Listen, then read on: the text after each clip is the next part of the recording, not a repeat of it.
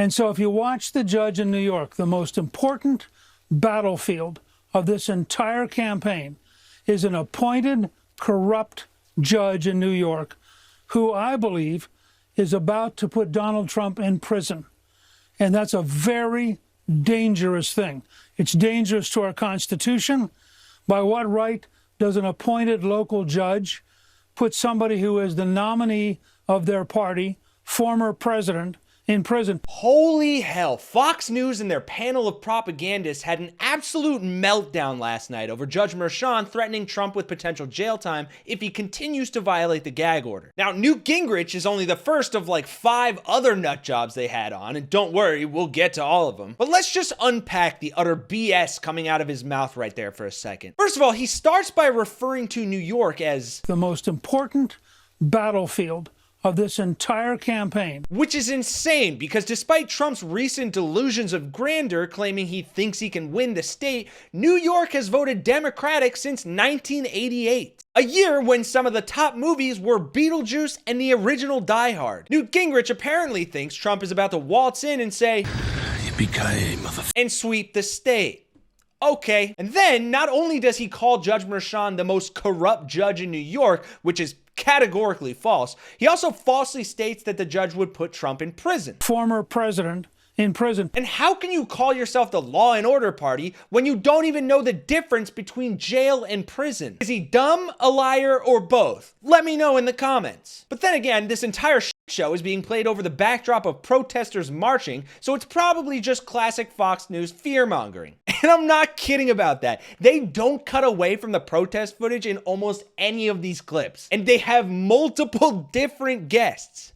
By what right does an appointed local judge put somebody who is the nominee of their party, former president, in prison? By what right? What are you even talking about? He has every right to enforce the literal rules of the gag order that allow judges to fine or jail people who repeatedly violate a court order and put themselves in contempt. That's the law, you dunce, and Judge Merchan has been pretty lenient considering Big Mouth here has violated so many times we're in double digits. And so what if he's the Republican nominee and the former president? Former president isn't some higher class of citizen. Come on, Newt. You of all people should remember the reason we left the monarchy in the first place was so that no man could be above the law. Weren't you there when the Declaration was signed? I mean, come on, man. If you're gonna spew this garbage, at least wear the right coat. This Twitter user summed up Newt's argument pretty nicely, saying, summary, laws should not apply to Trump. But he's openly told us twice now in 2 weeks that it's gonna happen.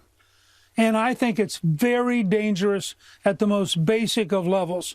Just ask yourself, what would it be like to be Trump in prison in New York? Everybody shut up while I ask myself this. Well, I asked myself said it would be awesome. And I agree with that sentiment because guess what? There will be criminals there, so Trump will be among his peers. But the Gingrich wasn't done having an absolute conniption. This is not the rule of law. This is a corrupt, deliberate assault worthy of Putin or worthy of Cuba or worthy of Venezuela. Genuinely not sure if he's referring to the judge here or the wannabe dictator. And we better wake up. We got him, boys. Newt Gingrich has gone woke. In an ideal world, the Supreme Court would proactively intervene, strip this judge of this case. Every major neutral lawyer has said there is no case here. This is an absurdity. No, sir. What you're saying is an absurdity. You want the Supreme Court to come in and strip this judge because he's prosecuting a mere citizen for committing a crime? We don't need presidential immunity. We need immunity from Republican stupidity. But unfortunately, none of them would take the shot. Before I get more upset, I'm going to cut Newt off here because fortunately his tail will grow back and we have a lot more stupid to cover. Like this. He's going to come out with a prison body. That's what happens when you go to prison. Work out. That's all there is to do. First of all, not prison, dumbass. And secondly, Jesse, if you think Big Mac Von Shits and Pants is gonna work out in the slammer, congratulations. You're dumber than I thought. Which is saying something because that bar was already lower than the Marianas Trench. He's not coming out with a prison body.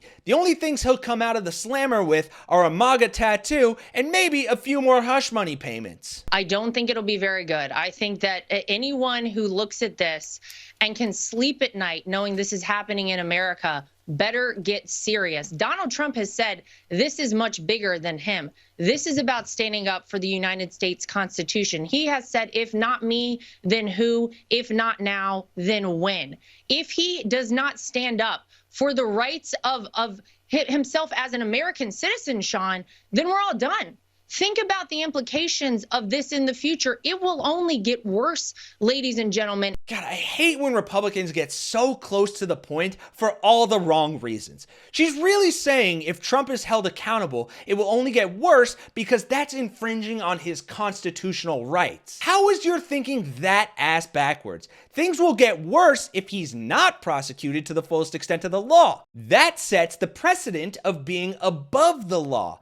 That crime is okay if you're powerful, wealthy, or whiny enough. Calling yourselves tough on crime is like calling Kristi Noem the dog whisperer. Now, what happens if you are debating Kamala Harris and she says, well, wait a second, you shot your dog and you wrote a book about it, bragging about it. How can you be vice president? You know, that story was a choice as a mom. When I have difficult jobs, that I take responsibility myself. All right, so you're standing by the dog story.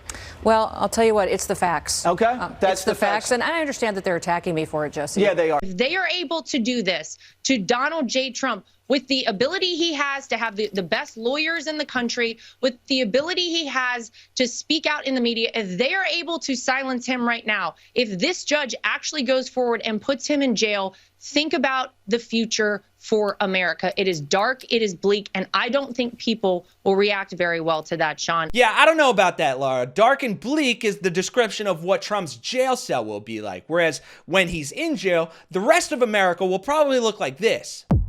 Everything is awesome. Also, if they can silence him, Laura, he can't even silence himself. If he's not running his mouth, he's running his bowels. He may be deadly, but that man is anything but silent. But he did, and he recognized it and then threatened to put him in jail for speaking. He didn't even speak, frankly, Sean. He reposted things that other people said, and that in itself he called contempt. We are looking at a serious dual system of justice. You absolute ditz. He posted an article disparaging Michael Cohen, who's a witness in the trial multiple times. Also, what about the other 9 times when he was speaking? Obviously, some really great legal analysis from Trump's lawyer and one of Fox's many legal experts.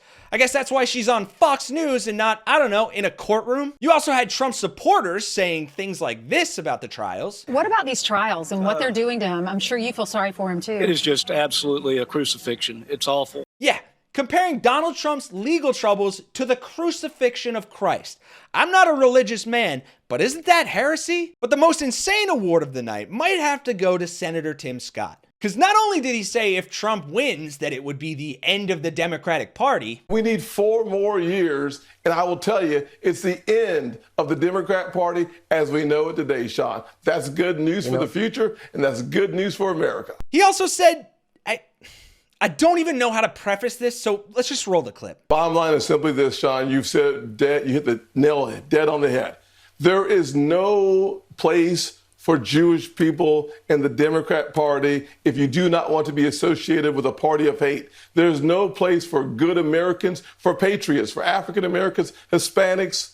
There's no place in the Democrat Party if you want to stand against anti-Semitism and stand for the American way, to stand for fairness and justice. You must join the GOP. We are the party of Lincoln, the party of Reagan, the party of Trump. We are the party of freedom.